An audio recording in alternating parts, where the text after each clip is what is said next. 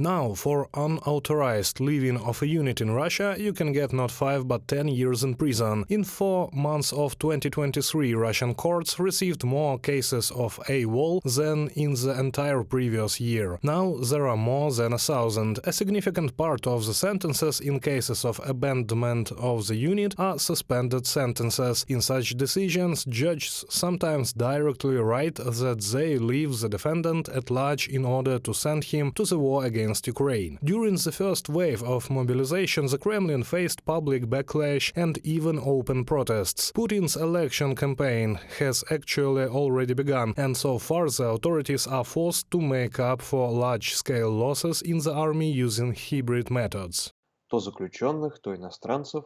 As the prisoners or foreigners, or just contract volunteers, and we also see that the authorities have prepared legislative grounds so that, if necessary, mobilization can be carried out more effectively. The authorities faced a negative reaction from the population in response to this mobilization, although by and large it did not touch any big cities, where the opinion of the population is more representative than the outskirts, from where the Kremlin in fact scraped off this human resource.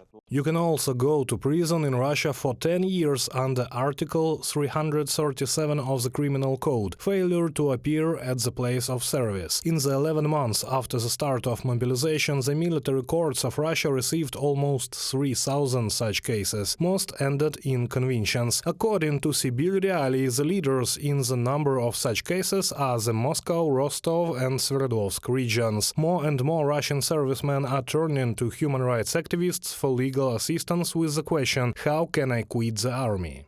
Growth is exponential. Until September last year, there was a loophole. You could declare your beliefs and on this basis retire from military service. Not a refusal to comply with the order, but simply a demand for dismissal. And this was at least some way out for those who do not want to fight, but it was blocked in September with tougher punishment. They put up a dam. It held back for several months, but then it burst, because people do not want to fight. They want to leave slowly. The dam begins to erode. Sergei Krivenko, director of the human rights group Citizen Army Law, from the publication of the current time.